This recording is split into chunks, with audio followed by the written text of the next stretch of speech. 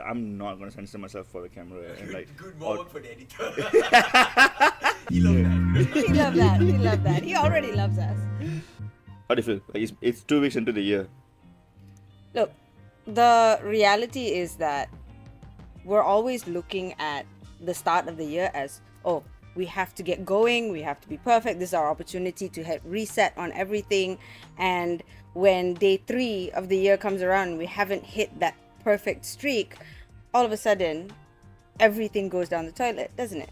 Yeah, I mean, there's a lot of pressure, definitely. Like, I mean, I definitely put some pressure on myself. Some?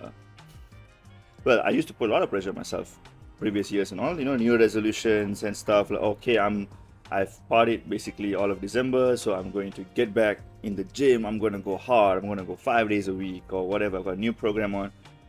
This year, I've kind of taken it slow. It's been interesting, but I always feel whenever I put that pressure, I go 2 weeks max, and then burn out, and the burnout always lasts much longer, way longer into the year.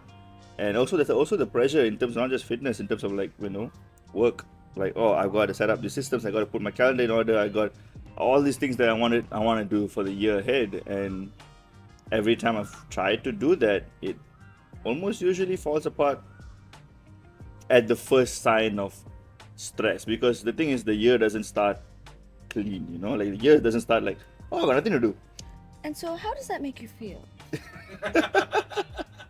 Look, we've talked about this a lot, and we've also talked about our relationship with time, and the period that leads up to the end of the year is always one that is kind of tossed about. Oh, do we use it for rest and relaxation? Do we use it for restoration? Do we use it for reviewing and resetting so that we can get going at the start of the year? But I think a lot of the pressure that you feel very much comes from not acknowledging the reality, which is we've busted butt all year long. Everybody has.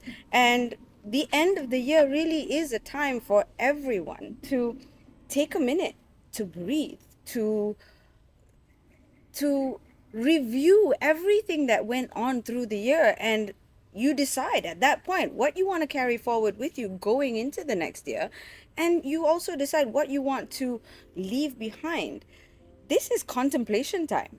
Contemplation time doesn't set you up for the ability to then put in systems, get ready to go as soon as January 1st hits. Well, someone argued that that's what the 2 weeks are for. The 2 weeks are like the end of the year is your time for contemplation. It's a time for you to set up systems. You're supposed to be productive. I mean, no, I've got like 15 reels at least on my phone right now, or were on my phone. That's it. You've got 10 days left for the year to end. How are you going to maximize 26 it? before 26, right? Yeah. And this is the time where you're supposed to set all of it up. No, we don't have the energy for that. And the reality of not having the energy is always taken upon as this, oh, I'm not doing enough. Why is it that we're not doing enough? Why isn't it that we take the start of the year for what it is, to start? Yeah, I mean, that's what I was trying to say. The year doesn't start like clean, fresh. But what the year start means is that you went on a short break.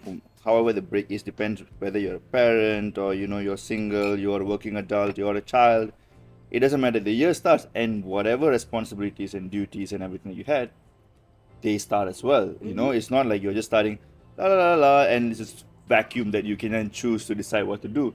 You kind of have to get back into doing the things that you are normally supposed to do after enjoying a break. Said break. So, okay, fine. So you're saying that, okay, take your time, start and everything. But of course, you cannot escape the fact it's a new year. We want to do better in the new year, right? Is there something that is written in stone that says you have to do all of it all at once, all in the beginning, and get it right from the get-go? This is the point that I'm trying to make, is yes, we do need to get going on everything, but we don't have to do it all at once. You pick a thing and you get that right. You move on, you pick the next thing and you get that right.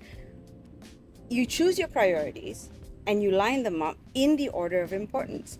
And so it could be anything from like going to the gym to maybe cleaning your room, or I don't know, fixing your backyard. Absolutely. And it also could mean that, oh, okay, my kid's going into another new year of school, which means routines change. Their routine changes, hence my routine changes. What do I need to do to adjust for all these things? Does the backyard take precedence to that? I don't think so. So, do Well, I for then you- dump on myself? I'm talking about in Yep, general, yep. right? So, do I then dump on myself because I haven't achieved backyard, gym, diet, and everything else in the midst of getting my child ready to take on a new year of school, something different, all of the changes? No, priorities. So, the thing that we fail to see is that there are 365 days in the year for us to get things going. You don't have to get it all done in day 1, day 2, day 3. I like that the Gregorian New Year comes on January 1st, and then you have this new year, which is the Lunar New Year, and you have about 6 weeks of time where you can figure things out. And in that 6 weeks, you may not have to use all of it up, but you have that opportunity, and consider that your second chance to be able to get going. If Lunar New Year doesn't work for you, there's another new year, there's another new month, there's another new week. Any of it works for you to be able to say, yeah, you know what, today is when I start. Today is when I start this. So a date does not matter. A resolution doesn't have to come on January 1st. The pressure doesn't ever have to be on you unless there is actually a reason for something to take precedence. That's my point. So take it easy and start slow. That's what you're trying to say. One thing at a time. Taking it Look at it this way. What do you want? How are you going to get it? And what are you going to do to get it or to achieve it?